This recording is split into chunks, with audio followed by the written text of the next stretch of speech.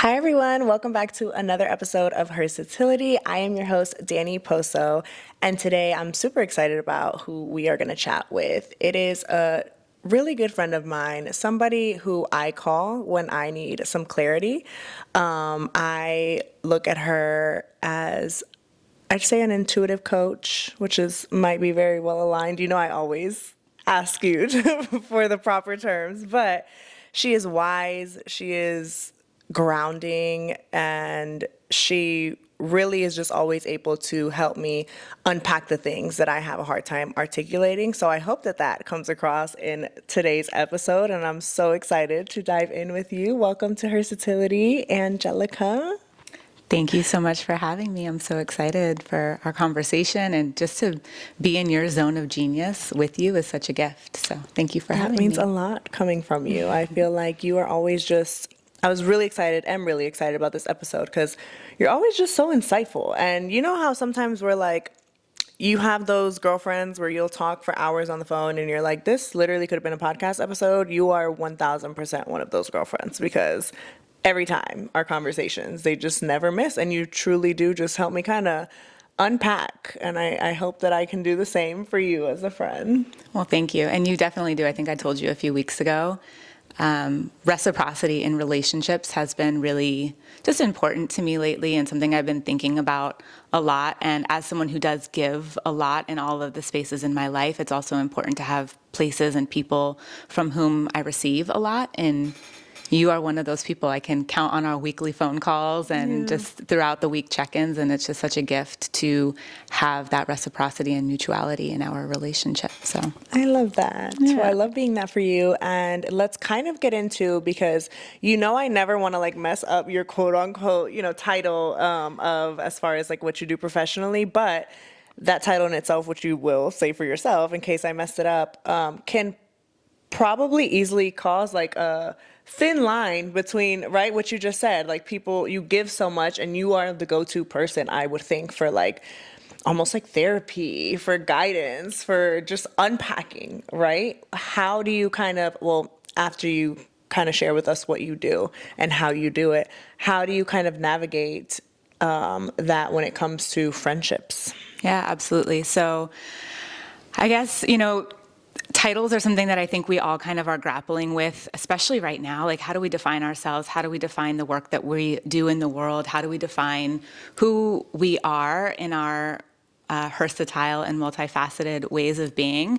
But the way that I show up in my work and ultimately in my life is as a guide and a support and a coach for people who are on their healing and awakening journey. And that means different things for different people, but I use the gifts, the talents, the resources that have been divinely entrusted to me to support people in understanding, learning, making sense of, and ultimately doing what they're here to do and being who they're here to be. So, and that's something that's just so intrinsic. It's so part of the way I live my life, my philosophy on life, that there's really no relationships that I have anymore that aren't interwoven to that. There's no part of my life that this work doesn't touch, because it is who I am, what I believe, and how I move through the world. Yeah. Yeah. So when it comes to, because I think when you're such a giver in that way, just naturally, like you said, even beyond your clients, just your everyday relationships, it's organic to you, right? So how do you navigate when you feel like your cup isn't really being filled or poured into, I should say? Yeah, I think there's a lot of layers to that question. The first and foremost is like knowing who and what fills my cup. Most importantly, like knowing that God is always filling my cup. And so long as I'm pouring into the places and spaces that I'm meant to, my cup is always going to be replenished. And when it's not, that's always a sign to me that something is misaligned. So it's like, okay, where do I need to check in? And I'm sure you and I will get into how to reestablish that alignment when things feel off. But, I've been thinking about this a lot over the last couple years as I've been in a season of transition. And one of the things that God gave me in that moment was, we always reap what we sow, but we don't always reap where we sow.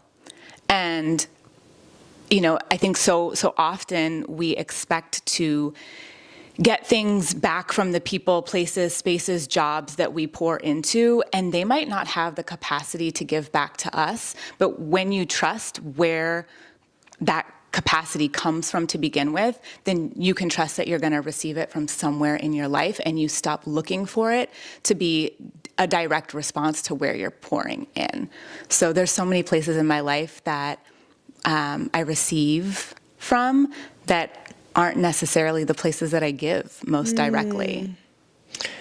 That is such a big point that I had that realization a couple years ago, and it's so important because there are often times, like you said, like whether it's a job, a relationship, where you're like pouring, and then you leave that job, or that relationship ends, and you almost feel like, all right, God, like, you know what I mean? Like, I just poured, but it's like the way that I've seen God work is honestly not even that. Oftentimes it's not where you plant the seed. It oftentimes isn't, it oftentimes comes in a different way. And it reminds me of a sermon. It's so funny because my memory is terrible, but I remember this sermon. It was from so long ago, and I want to say it was called like Balanced Books or something. But the notion of everything you do and the ways that you pour and the ways that you kind of, do the Lord's work in your own way, however it's unique to you, never goes unnoticed. Even the times when you're suffering, even the times when, behind closed doors, you may be just struggling.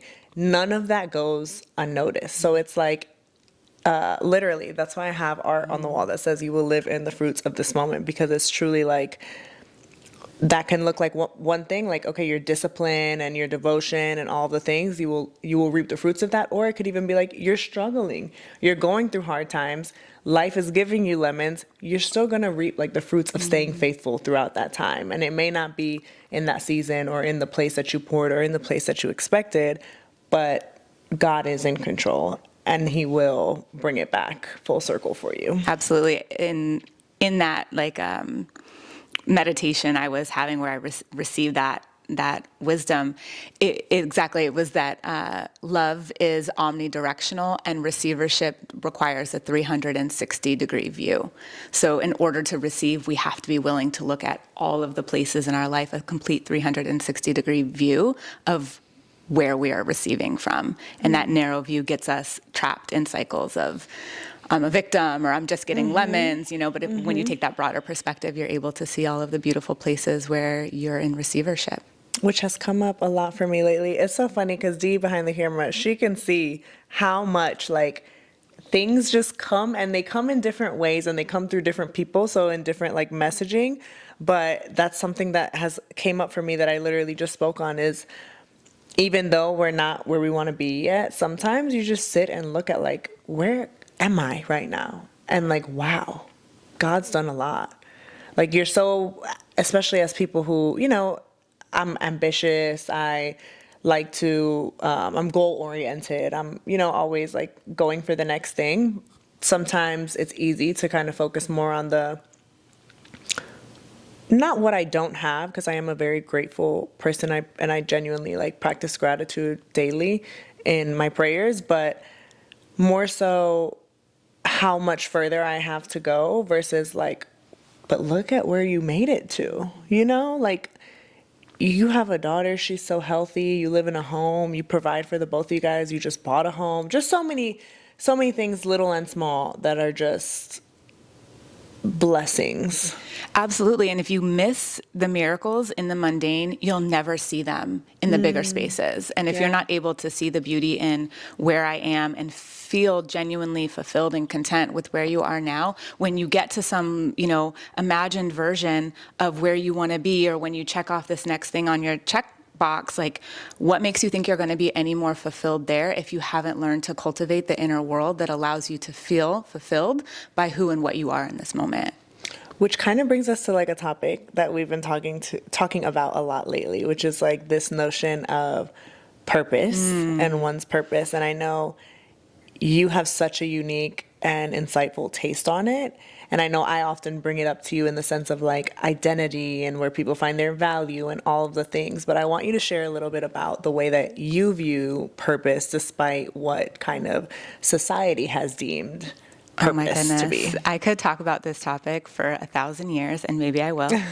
But I want to first start by like talking a little bit about where I think we've went astray with understanding purpose, because it provides a better frame for understanding a new way or having a new perspective. And particularly in our Western world, I think so many of us have learned to conflate like self-descriptions with job descriptions.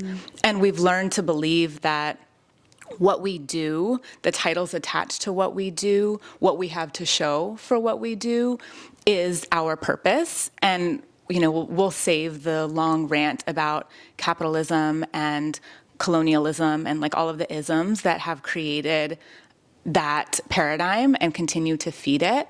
But it's very intentional that we have been taught and conditioned to believe that we are only these titles, we are only these next rungs on the ladder. And for those reasons, a lot of us have falsely given our energy and our time and our resource into this belief that my purpose is directly related to this next promotion or the number in my bank account. So if we were to just for a second kind of like completely throw out that paradigm and ask for a different way, the metaphor that I feel to be more true about purpose is kind of this 3-part metaphor that I like to imagine as the stained glass window metaphor for purpose. And if you think about the elements of a beautiful stained glass window, the first thing you have is the sun, right? The light that is illuminating this whole metaphor, this whole imagery. And that sun is God. That sun is the divine. That is our life force. That is the source from which we all came and the source from which we will return, the source to which we will return. It is the truth, but ultimately it is love, and it is God's love. So you have that as the light. Then you have this stained glass window, right, which is this beautiful constellation of texture and color and nuance that illuminates whatever this unique depiction is on this stained glass. That represents the individual. So that is all of the things that make Danny, Danny, and all of the things that make Angelica, Angelica. It's who I am, my personality traits, my experiences, my, my past, my desires, my dreams. Like your uniqueness. Yeah, your uniqueness that makes you, you. And then you have this reflection, right? This reflection that the mixture of the sun shining through this uniqueness projects. And that is actually our purpose. It is how is God's light, how is God's love shining through this unique constellation of you to make this imprint, to make this impression on the world, on your life. That is ultimately each and every one of our purpose is to be a reflection of God's love into the world through the unique vessel that is us. And in our own way that he created us to be, because how he creates us to be like uniquely us, right? None of us are built one and the same. So that's a beautiful representation, I feel like, of that. And it's so funny because I think you explained it to me before and it just hit me more so right now when you broke it down. But that makes a lot of sense because I feel like, yeah, it's the way, essentially what you're saying is how God's love and light is reflected not through all of his sons and daughters, but like my God-given purpose would be how it's reflected through Danny and Danny's interests, Danny's flaws, Danny's personality traits, all that Danny encompasses. Yes. Yeah. Yes, and when you see it that way, then you see every interaction that you have, whether it's with the barista at the coffee shop or spending time with your daughter or showing up in this way and providing wisdom and conversation and contemplative ideas and thoughts to your community, then all of that is a part of your purpose because those are all of the facets that this light is shining through you and reflecting into the world. So with that said, would you say instead of it being one, like, overarching purpose or mission, it's just multiple little things? Of course. I think, yes, I do think that it's multiple little things. I also think it varies widely. If you can, to carry this metaphor further, some stained glass windows are just like one color maybe, or two colors, and it's very simple, right? It's like there's maybe a blue and a red, and then like the light just passes through the blue and the red, and you get this like pretty simple reflection. Some people are more intricate and have a lot more nuance, and there's a million little tiny tiles, and like that creates a whole different level of complexity in this reflection. So ultimately, while the metaphor is the same, I think the way that it shows up, whether you're meant to just do this one thing or be this more kind of simplistic vessel, or there's a lot of, configurations, a lot of complexity in the way that you shine, like that is also individual. Yeah. To make it even more like real for viewers, I guess, and like almost break it down in a different way, can you share what you feel like your purpose is? Hence, furthermore, what God does through you that is unique to you? Yeah. I always laugh because I say that my mom is like my best marketing advisor ever. She named me Angelica Ray, and Angelica literally is angel messenger, and Ray is the light of God. It is the ray of sun. And so it's funny to me that like this is the work that I do, and this is the metaphor that, I've arrived at, and it's so innate. I feel like it's built into me. But yeah, I mean, my purpose is multifaceted like many of ours, but I genuinely feel like whether it's in a conversation with you here, and we'll get into some of the things that I've learned and some of the things that I teach, or whether it's being a great auntie, a TT to my niece, or, I used to work at a high school for a long time, giving those young women and students a different impression of what's possible. There's just so many different ways that shows up. The way that I do it in my work now looks very different. My work specifically is all about, again, using all of these different tools in my toolbox and pieces of wisdom that I've acquired along the way of my own journey to help people see themselves more clearly, to see themselves through the eyes of God more clearly, so that they can be, do, and have what they're here to do. Is that what you're asking? Yes. And well, one thing you said that I want to get into or put a pin in is like that you used to work in a high school, because I kind of want to walk through your journey there. Okay. But also I am curious, like if I come to you and I'm like, Angelica, I want to kind of figure out or help figure out, well, this is obviously like, I think my audience now knows me way too well, and you do as well. Like I go to God for things like this, you know what I mean? And just pray on like my purpose and guidance and things of that nature. But like if I wanted to do kind of this unique framework that I know that you have as well to finding kind of your purpose and your identity and things like that, and I don't know if I'm articulating it correctly, but what would you then say to me as like some next steps on kind of discovering them? Yeah.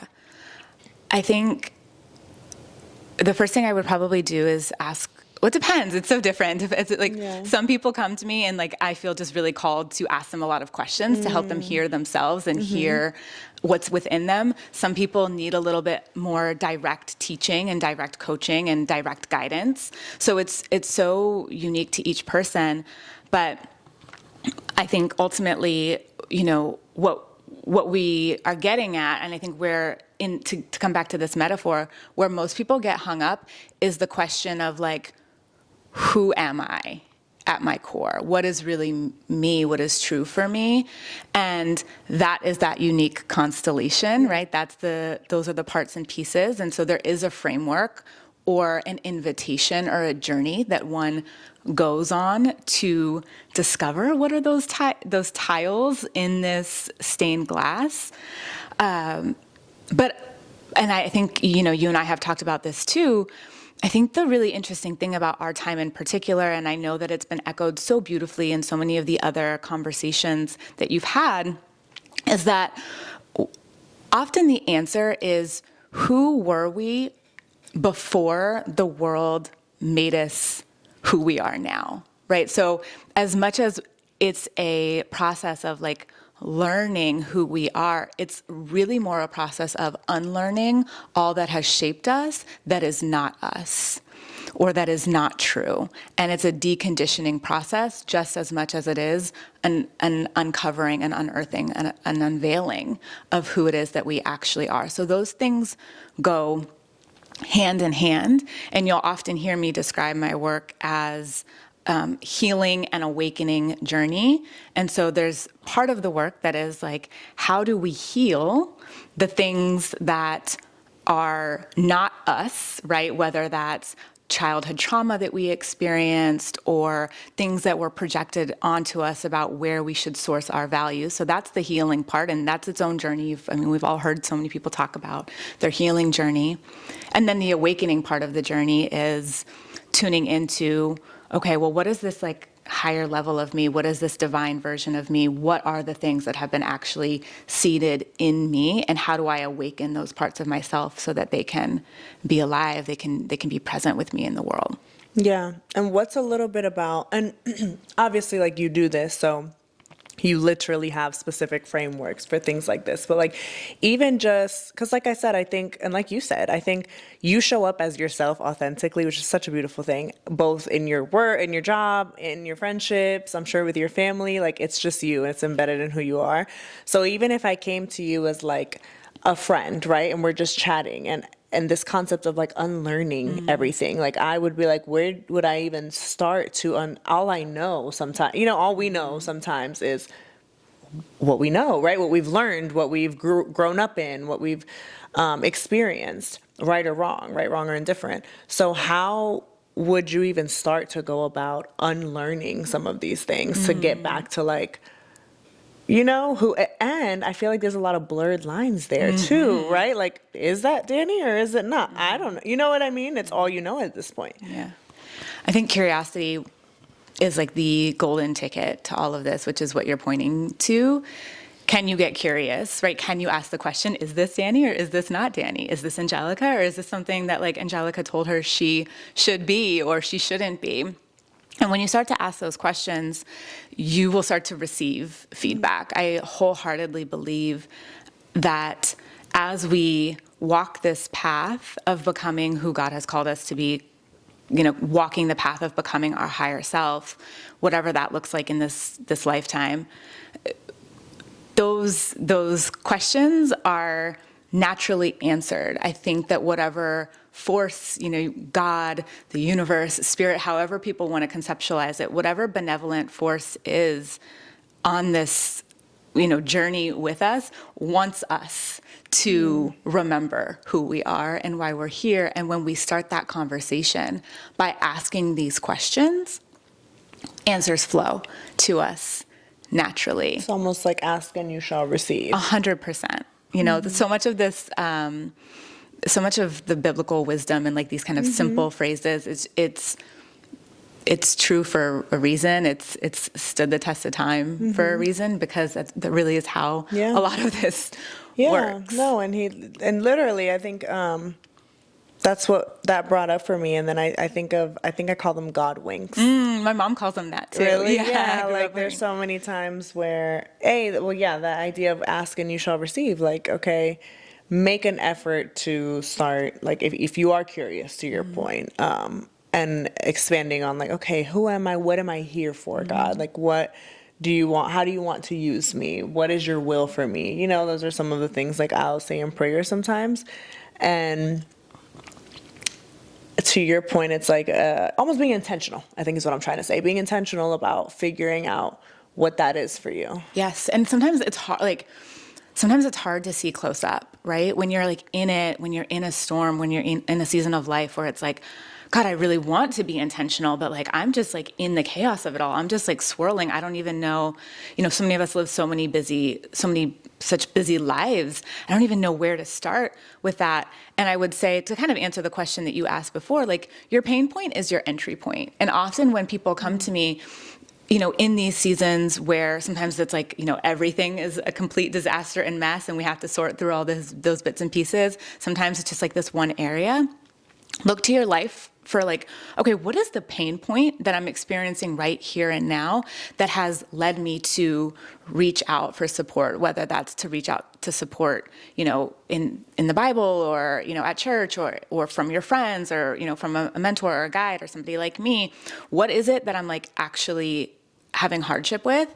And that pain point, if we can start to get some clarity about what's happening there, I often find that it almost like unravels an entire ball of yarn, and it cracks open the whole thing, and then the whole thing becomes easier to sort through. It's not necessarily a fun process, but our pain points can be our entry points if we'll let them.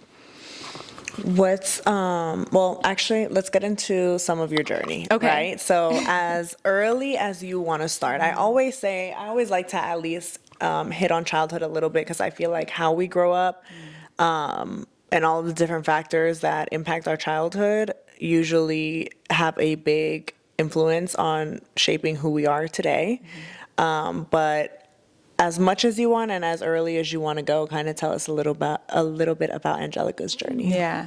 So it's funny, I was, over the last year and a half or so, I've been spending time recreating my website, which I know sounds like a kind of a trivial thing, but ultimately I really saw it as a canvas for how I want to express who I am and what I do in the world in like a new way. And it was a rebrand, but it was really a rebirth for me. And so I did a lot of searching around how do I tell the story of myself and how I've come to the work that I am and how I am now. And one of the stories that came forward in that process was my mom will say she had me. She was young, in her 20s. I can't imagine being a mom at 24. I'm 37, and it's still sometimes I'm like, I don't know how people do it, how women do it, because it is the hardest, most beautiful, but truly just like an incredible feat. Anyway, so she was alone with me in the hospital room, and she didn't have my name yet. Mind you, while I was born, it was the hottest day on record in San Diego where I was born, and the entire power grid went down. So I was born into complete darkness, except for the backup generators that were powering the critical equipment in the hospital. My dad had to look at his watch to tell the doctor my official time of birth because the clocks had stopped working. It was like a whole thing. And so my mom always says, you were a light strong enough to emerge in darkness, like Angelica Ray. So that, I think from a young age, I had a really strong sense of just who I am and why I'm here. However, you can't really go around in elementary school or middle school or high school, sometimes being yourself or fully knowing yourself is a source of ridicule, especially when that self is different, especially when that self doesn't look the way or sound the way or articulate itself the way that kids do. I have dark hair, dark features. I looked very different than a lot of kids in my blonde-haired, blue-eyed Southern California school look. I struggled with weight my entire life, and so that was a really challenging part of my journey, is to feel comfortable in my own body. I've always been curious. I've always had more interest in sitting at the adult tables and listening to big philosophical, esoteric conversations than I had talking about nail polish or boys or any of those things. So I paint all of this to say there was this really interesting dichotomy between, on a core level, really knowing who I was and what I'm about and where my interests lie, but feeling like those things were not socially acceptable. They weren't going to make me popular. They weren't going to make me cool. And a lot of my journey through childhood, go ahead. So I don't mean to cut you off, but before you leave childhood, was that more was it more positive or negative for you? Was it, because I see both, right? I'm getting maybe you were bullied or looked at different, et cetera, but I'm also getting you kind of maybe didn't care. I don't know, because you seem so much more advanced in that sense. I mean, I did care. I cared a lot. I think my coping mechanism became I don't care, but it's not true. I'm such a sensitive soul. I was the biggest baby. I now understand that like whenever emotion is moving through me, crying is my default. It's the way I release emotion. But like, again, not cool when you're in sixth grade to like, be feeling something big. I cried on the last day of school just because it was like such an emotional thing. So yeah, I think people didn't get me. And I think in that way, it made it harder to get myself in those young years. I'm curious, less about how your mom handled it, but more about what advice would you give to a mother who has a child going through something like that with identity and all the things that you kind of went through as a child? Taking the time to heal and learn and unlearn for yourself so that you can see the brilliance of them more clearly is the biggest gift any parent can give a child. Because if you are unable to see anything other than the lens of your own pain and your own projection, you'll never truly be able to see your child. And there's no more formative and important gift that a parent can give a child than to see them for who they truly are. That's beautiful.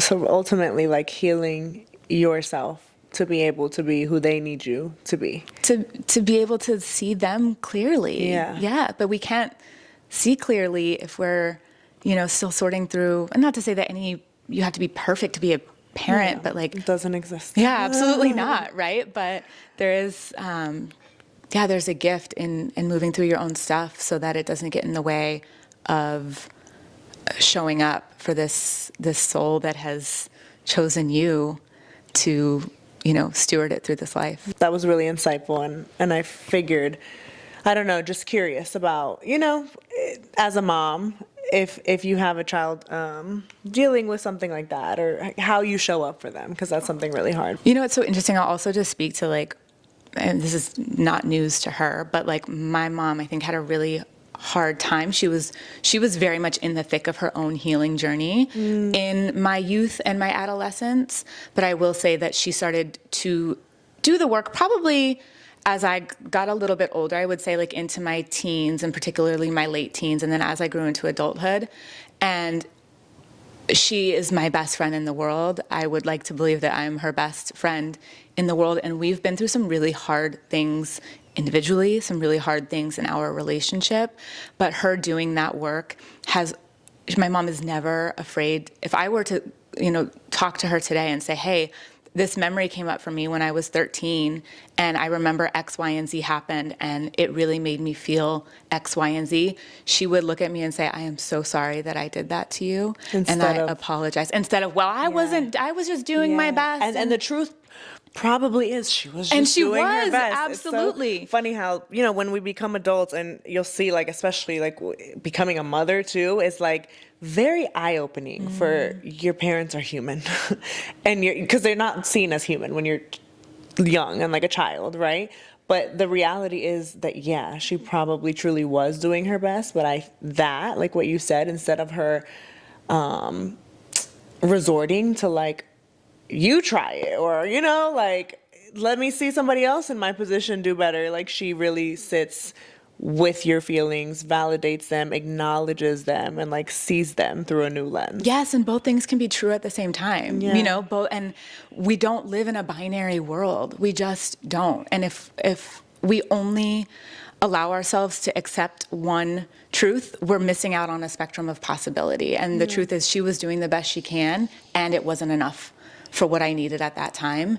And as she has, again, to speak to that point of like, as she has grown and developed and, gone through her own processes, like that has been not only healing to this adult version of me, but incredibly healing to like little Jelly, like the little version of me who felt ostracized or bullied or not tended to in the way that my sweet little tender heart needed. Yeah. I want to ask how some of those things have shown up now in your adult life. And then this all started from me cutting you off, which is how all of our conversations, they always go one way to another, but, and then go back to where you were at with your journey. I have learned to listen to that younger version of me and really invite her in to my most like tender moments and ask what she needs. It becomes really, obvious after like so much time connecting with her in my own journey, working with my own mentors, guides, coaches, therapists, like, the whole 9 yards. I recognize when she is in the room. I recognize what age she is when she's like in the room with me. She meaning my younger self, right? Is it like my 2-year-old baby self that just needed to be held and nurtured? Is it like rebellious, anxious teenager who just has like big emotions that she doesn't know what to do with, and so she's frustrated? Like what version of me needs tending to in the moment? And because I've developed these relationships with these different versions of me and these parts of myself, I know what they need when they show up. I know what they're asking for. And I also know that I'm capable of giving it to them and providing for them whatever those missed needs were that went unmet, and how I can meet them here and now. I love that. Yeah. I love that. Okay, so after childhood, I always kind of had this like innate knowing that I was meant to be a teacher of some sort, right? I was meant to like shine this light, but I took that very literally. So I went to school in San Diego. I ended up working at a financial institution, and we had, those wild sales goals, and we're doing all kinds of like crazy stuff. I was not, but I was very much pressured to do some of the unintegral things that were being encouraged in the financial services industry at the time. And I used to get in so much trouble from my boss because, we had these like crazy sales goals, but I would have one client in front of me for like an hour at a time. And I was listening to their story, and I was providing, whatever wisdom I had to give at that age. And I started to understand like, I was teaching financial literacy at some of the community colleges. So I was like doing all this other stuff other than like the actual sales portion of my job. And I was like, I think there's a through line here of this desire to teach. So I applied for Teach for America, which is an organization that takes professionals, or young kids, really budding professionals, who just graduate high school or just graduate college, and you teach for 2 years in a really high need environment. So that was my pathway. I didn't study teaching or education in school. I studied marketing. I was a business major. But I was like, maybe I can make a transition into education this way, and I can like start to fulfill my purpose of becoming a teacher in this like very literal way that we think about teaching. So I left San Diego and moved to Atlanta with Teach for America with the intention of teaching. That was kind of a hot mess and collapsed. It was a big crisis moment for me, and I ended up having to go back to banking just so that I could like provide for myself, because again, I'll save you the long story, but unfortunately they weren't able to place all of us that had joined the Teach for America Corps. So I ended up taking this like giant step backwards, and then ultimately finding my way back into education at a charter school. And I spent 6 years there, and it was a brand new, startup school. So there was all kinds of wild things happening, wearing so many different hats, learning on the fly. But ultimately, I was on the administration side of this school and was really enjoying the parts of my work that included connecting with students, families, talking to people, hearing about their story. I realized like all of this education, all of this math stuff, all of this, like all of the nuts and bolts of teaching and education don't mean anything if the students aren't emotionally nourished, if if they don't have their basic needs met, and in a lot of those environments they didn't. So it's like we're so far off the mark here. And that really created a crisis of faith in me. And at that point, I knew that I couldn't be in this environment anymore. I was also my sensitivities were increasing. I think a lot of my gifts were awakening at that time. And so just being in that environment with that many people with that much energy all the time was super draining. And I started to have panic attacks. I was incredibly depressed. I would have breakdowns in my office, and I just went through a really dark period. And that really was the beginning of my journey into this work learning, getting my hands on every resource I could get my hands on. Therapists, books. I mean, books are such a beautiful way to condense lifetimes worth of wisdom into a few hours. Such a good book. That's my recommender. superpower. People often come to me for like a book recommendation, or they're like, "Oh, this is the thing that's going on in my life." I'm like, "Oh, I have a book for that," because I wholeheartedly. You know what? We're gonna make that a little segment by the end of this. Okay, episode. let's do it. A book for each area of life. Yeah, something along those lines. Okay, I'm here for it. I love a book recommendation. Yeah, so I started just like basically like bootstrapping my own healing journey, and then praying so much, just like on my knees, genuinely, just like in the pit of crisis, saying like, God, like show me the way and I will go. Like show me what to do and I'll do it. And one after another, these experiences started stacking up where people were like, having conversations that were somewhere at the intersection of like my intuitive knowing, like I could see for them more than they could see for themselves, mixed with some of this wisdom that I had acquired, mixed with like my kind of natural, instinct towards nurturance and coaching. And there was just this conflation happening of all of these things. And I realized it was time to step into this part of my story and this part of my work full time. And ironically enough, in 2018, I started working with clients. In 2019, it was time for me to leave and go out on my own and full time. And we all know what happened in 2020. And I cannot imagine having been in a high school and in that environment during that period. It was so chaotic. But I feel like God kind of like swooped in and like plucked me up and dropped me off somewhere entirely new right before the world completely shifted. And now I get to do this work that I love so much every day.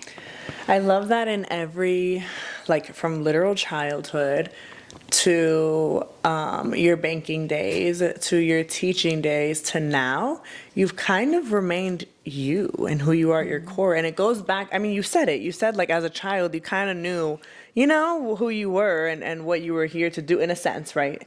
And I feel like that's really unique because I think a lot of times different roles, and it speaks to Hersatility too, right? Like certain roles call for different societal expectations, I'll say.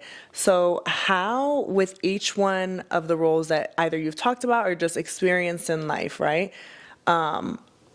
How did you navigate having maybe different societal expectations? Like you kind of talked about how in finance, you were expected to be some kind of way and that just wasn't you.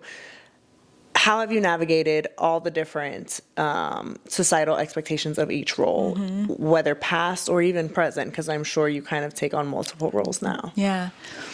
The truth of who you are allows for all of who you are. And I think any time that we are pigeonholing ourselves into a particular box of expectation, we are ostracizing parts of ourselves that are meant to be. And ultimately, in doing that, we're perpetuating the same harm on ourselves that like society perpetuates on us, right? So it's one thing for someone else to tell me, hey, you can't be this way. Hey, you can't be that way. Hey, this part of you is not welcome here. It's another thing entirely for me to buy into that and to treat myself that way. And as I started feeling honestly, like the word that's coming through is like just the torture of continuously contorting myself or having to like fit certain boxes, I became unwilling to do that to myself. Every other place I turned, whether it was in relationships or workplaces or, archetypal expectations, like everywhere else, the world was going to try to define me for me. And if I were to do that for myself, I would be betraying myself. And I became absolutely unwilling and unavailable for betraying myself. And I was only available for the people, places, and spaces that allow me to bring all of these parts of me to the table. And as I became more and more steadfast and sure in the fact that that's the way that I'm meant to navigate the world, the more and more God opened doors and opportunities that allowed me to do that. That's really admirable because it's easier said than done, and it's how it should be. You know what I mean? But I mean, sometimes, pressure is pressure, and you just feel if you're not so in tune with yourself and who God put you on this earth to be, again, you can succumb to some of those pressures. Absolutely. And I also realize like I'm saying this from a position of like privilege, right? There's a lot of privilege that comes from being able to navigate the world that way. There's a lot of privilege underneath being able to navigate the world that way. And also, I know that it is the way that we collectively, all of us, are meant to be moving forward. Some of us just have to go first. Some of us just have to have done it like a little bit sooner so that we can light the way and create an example. And I genuinely believe you and I have had so many conversations about this, Danny, where it's like, I know in my heart of hearts, like, this is the way we're meant to go. This is why so many more people are being called to entrepreneurship. This is why so many more people's passion projects are coming online. This is why so many more people are wanting to escape this kind of like 9-to-5 stereotype because we're just unwilling to betray ourselves to fit in these spaces. And my argument, I guess, is that if more of us do that, the better off we're all gonna be. Yeah, and I think that really speaks to authenticity, just in general.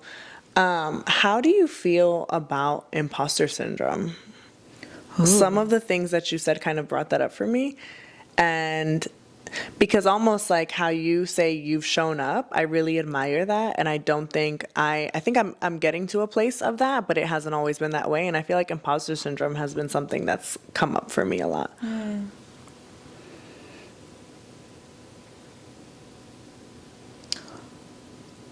I want to my coach hat wants to come on right now, and I want to like. Please, I want to walk you through this. Yeah, I'm like, I love that. I'm so curious. Like, what does imposter syndrome mean to you, and what does it look like when it shows up in your life?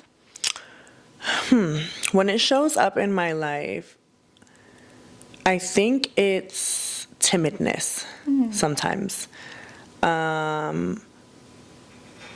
I don't want to say humility because I love my humility, but maybe bleeding into insecurity. I don't like the word insecurity because I feel like people take that and think like, I don't think I'm pretty, or I think I'm, I don't know, physical, and it's not. It's more like, I don't know. Like, I'm trying to identify times where I've felt imposter syndrome. So let's say it's in a work setting. Almost feeling like I'm going to feeling like I'm gonna maybe hold back, or like maybe I'm the one messing up or doing something wrong. And then there's been so many times where in hindsight, I wasn't wrong. And like what I was saying was actually the right thing. And like a team member was confused, or even, someone above me was confused, and it actually wasn't me, where I'm like, why didn't I just speak up, or, like push the point? Or like in my personal life, maybe, I don't know, I just find myself sometimes like doubting maybe myself, to where I'm like, where my friends will be like, why do you think that? Like, you're literally, the opposite of that, or you're literally like this and you're thinking that, like, where? And I know what they're saying because sometimes I see it in my friends. You know what I mean? Where I'm like, I'm so sure she is XYZ. Like, how could you ever doubt yourself? So I think that's kind of how it shows up. That's what you asked, right? Yeah, beautiful. That's really great. Okay, so then two things come through. The first thing that's coming through is like, look for evidence, right? So actually, let's start with the other. Let's flip that. I would first suss out what is the actual like belief or the story that I'm telling myself in my head right now, right? So when this imposter syndrome comes up, what is the belief or story underneath it? Is it that I'm going to be rejected? Is it that I'm going to sound stupid? Is it that I'm going to mess up in a way that is not going to allow me to like meet my needs? Like whatever the belief is, I think you can get to a core belief of what is showing up in my head right now around this experience. The second thing I would look for is like what emotions are attached to that. Anger, sadness, fear, hurt, guilt, and shame. Those are the 6 core negative emotions that we as humans experience, and they all are here to teach us something. So anger asks us, where are we not honoring our own boundaries? Where do we feel unsafe? Anger is a protective mechanism. Sadness lets us know that there's something being lost. There's a missing out on something. So all of these emotions are teaching us something. So the way that I would think about this imposter syndrome is like, okay, what is the story I'm telling myself when this imposter syndrome comes up? And what are the emotions that I experience? And then from those emotions, what are these emotions trying to teach me about what's happening here now? And when you use that framework, it becomes so easy to see where the fallacy is. It becomes so easy to see where there's an error in judgment, where there's a perception error, where something has got a hold of you that is like not really yours, and it becomes way easier to let it go. But the emotions will not release until we honor and respect them and understand what they're trying to teach us. So imposter syndrome, story, emotion. What's the lesson? What are the emotions trying to teach us? How can I tend to that? And you'll notice the imposter syndrome goes away. Imposter syndrome tends to be one that is mostly around being left out, left behind, not good enough. And that can kind of have different emotional undertones for all of us. But what does that actually mean? And then ultimately, can you look for evidence to the contrary? Yeah. Okay. Is that helpful? Yes, I think we'll have to talk further. Later. We'll talk tomorrow. Yeah, dive deeper into that one. But definitely helpful, and I think interesting, and probably helpful for viewers dealing with imposter syndrome or anything similar. And kind of a framework, which you're really good at, these frameworks to kind of work through and talk through it.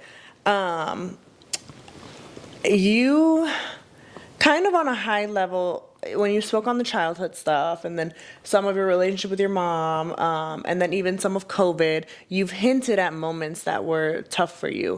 What has kind of been like your lowest and hardest point in life? Oh my gosh. We kind of I joke amongst my, spiritual friends, like we think that this like healing process or this awakening is like a one and done thing. Like, oh, I've done it, like check mark. And it's just not that at all. But I don't know that this is necessarily the answer to your question. I mean, I don't know that it necessarily like serves us or anyone else to go through the myriad of moments that have been really devastating in life or really, really hard. But what I will say is like the gift of age and wisdom and going through things that are really challenging is you get better at the process. So it doesn't make the next thing any easier to go through, but you have enough evidence to see that you will make it through. You have enough evidence at that point to understand what works well for you in these moments of chaos or these moments of, kind of complete devastation of your life or like rearranging of your life. You're like, oh, it's just this again. The first time it ever happens to you, I mean, I don't know if you remember like your first actual like heartbreak in romantic relationship and you're like, oh my God, I'm never gonna love anybody ever again. Like I will never, ever care about anyone else. And then like, you meet a few more people and you have a few more experiences and you're like, oh, like I understand that this is like how this process goes. So I think it's not really about the specifics of the moment. It's who are you in those moments and how can you apply the wisdom that you've acquired from all of the moments like that have come before it to support you in rebuilding, rearranging, and allowing like God to move through your life again in this way. Yeah. What has been a moment or season that has shifted your perspective the most in life? Yeah. Well, I lived in Atlanta for 12 years. I often say, Atlanta made me. It was such a formative part of my young adulthood and adulthood. And I got to a point a year ago where I just knew it was time to go. Oh my gosh, it's going to make me like emotional. I knew it was time to go. And it was so hard to make that decision to leave this place that I love so much, to leave so many of the people that I love so much. But literally I woke up on my birthday in September of last year, early September, and I was like, it's time. And I had moved by September 30th to a whole new state, a whole new city. And granted, like I was super grateful. I had a really soft place to land, but that upheaval and the year of my life leading up to it was really, really hard because living here, being in this space, being this version of myself that I was in this place had to die.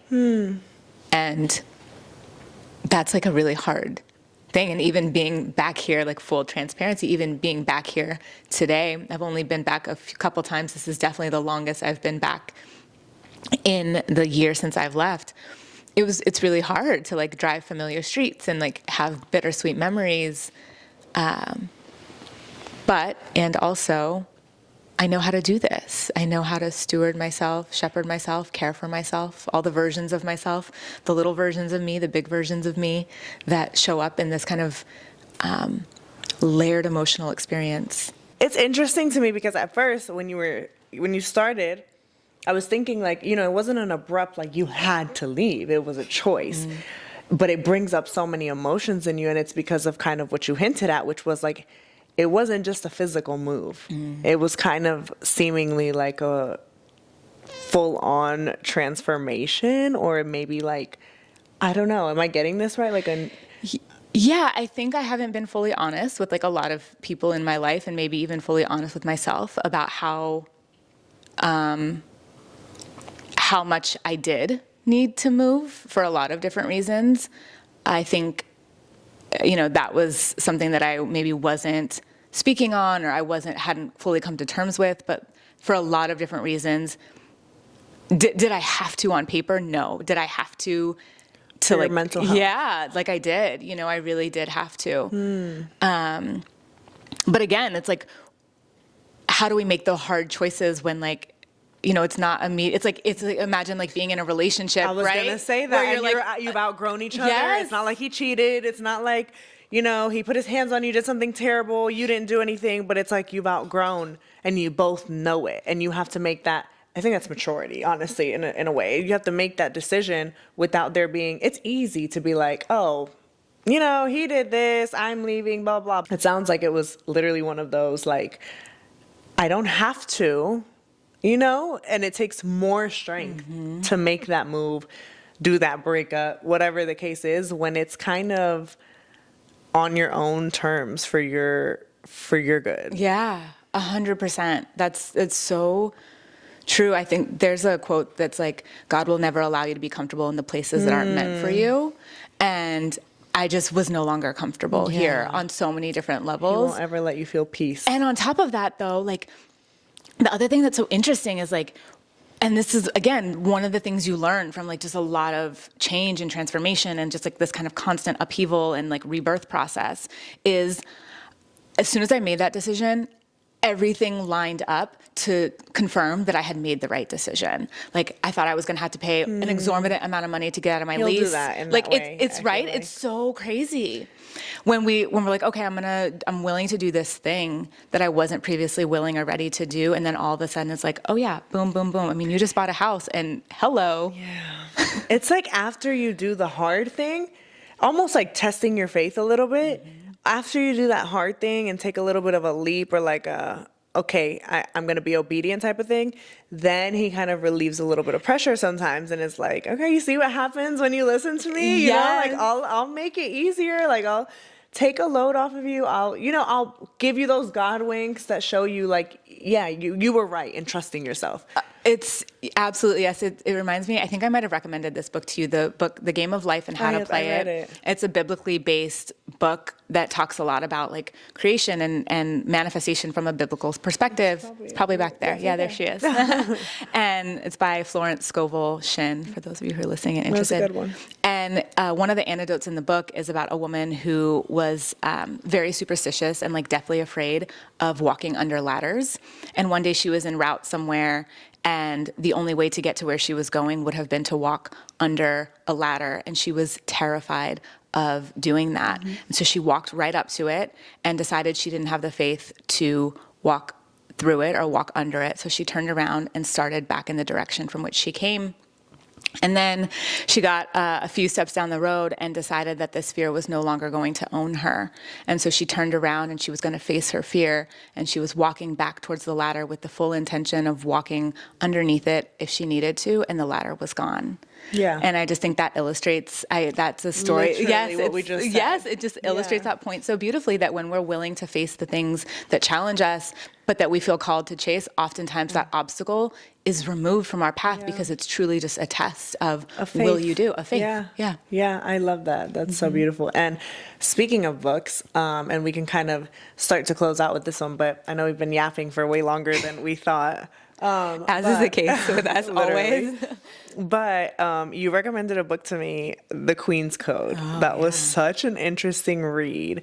And I want to talk a little bit about, so The Queen's Code, I mean, you're way better at kind of like putting the gist of something together than I am, but essentially about kind of this notion too that we were talking about, like feminine energy, right? And like also kind of the wiring of how differently men's brains are wired than women. Can you talk a little bit about your take on that one? Because that was a great read.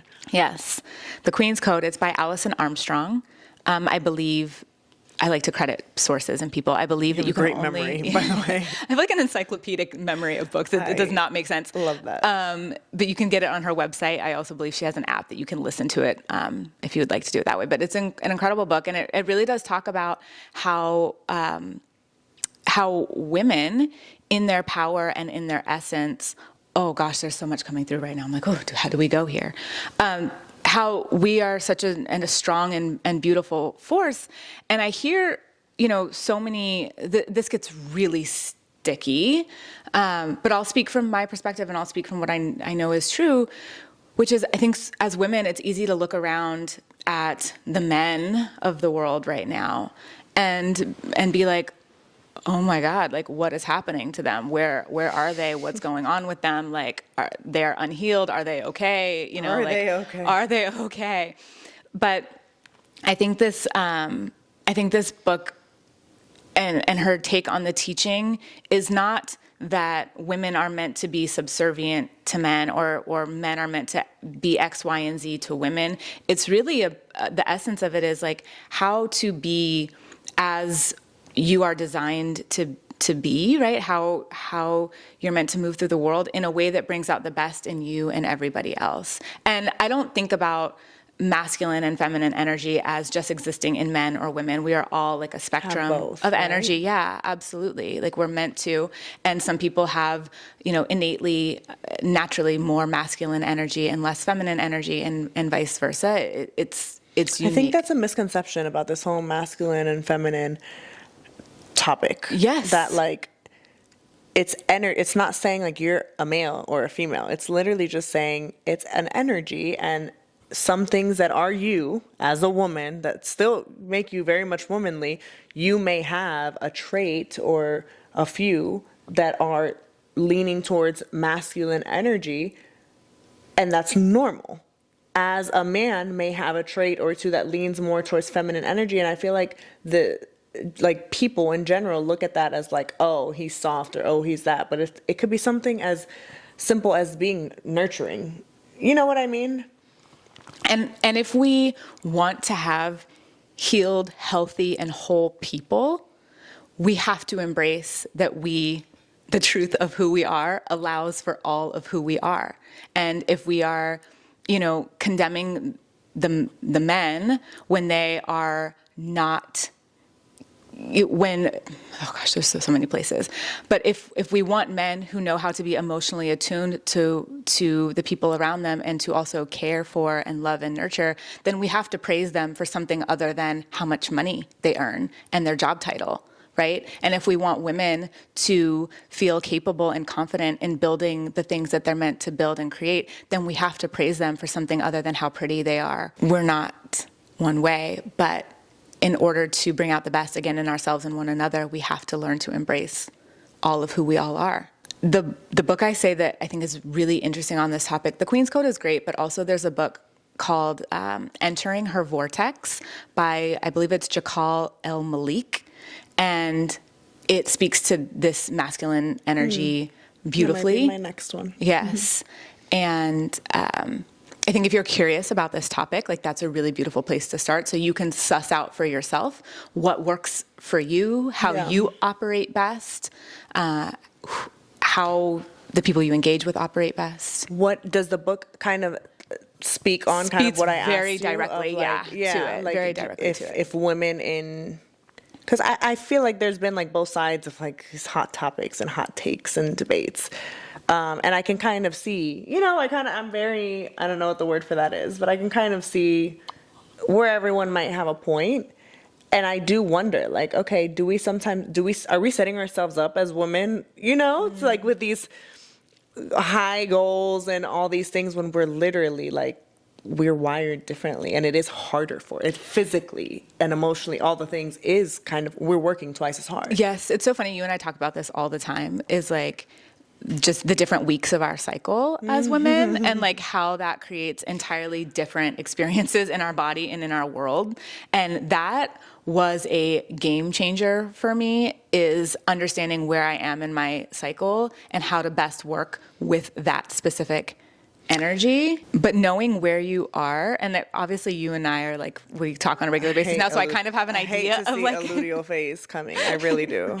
But it makes a difference, right? And when you do have a better idea of how you're designed, then you know, and how things are moving within you, then you can work with it. Like, I know, okay, if I'm in my luteal phase, it might not be the best time to like put myself on a stage, right? Or put myself in these, these environments that require a lot of energy from me. I think it worries me when it's like the world isn't quite set up for that. Well, that's part of the dismantling that we're seeing right now, is like we have a society that has completely, oh my gosh, we're going to go for 62 hours. I know, we're going to wrap it up after this one. We have a society that is built for only half of the population. Women are not inherently designed for the types of systems and structures that our world requires of us. And quite frankly, there's so many companies and businesses that are pioneering ways of working that are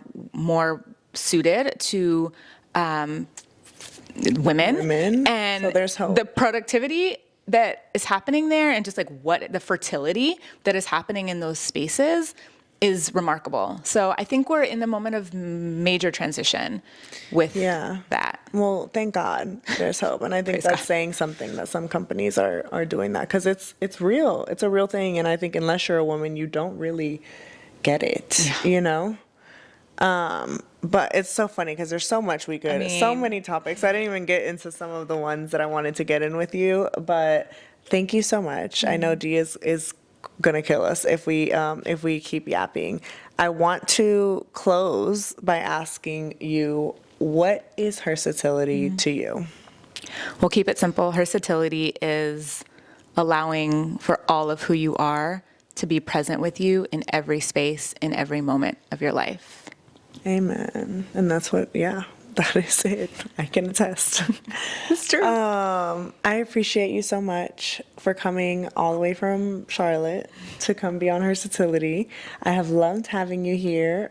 You are always just a breath of fresh air and a light, which we learned is a part of you since birth today. Is there anything that you want to leave the viewers with? May it be something you're working on, or just a message before we close? Yeah. Well, there's so many gems in this podcast episode, so thank you so much for having me. It's long overdue, and I'm happy that some of these conversations made it off the phone and onto the couch. What I'll say is, if you heard something here that inspires you, that you're curious about, you can find me on my website, angelicaray.com. If you are in a journey, if you're in a moment where you need a reset, you need to hear yourself, you need to reconnect, you need to realign, I have a 21-day spiritual starter kit, which is 21 days of practices, wisdom, guidance to help you reignite your faith and fuel your fire, hear yourself more clearly, sort through the noise.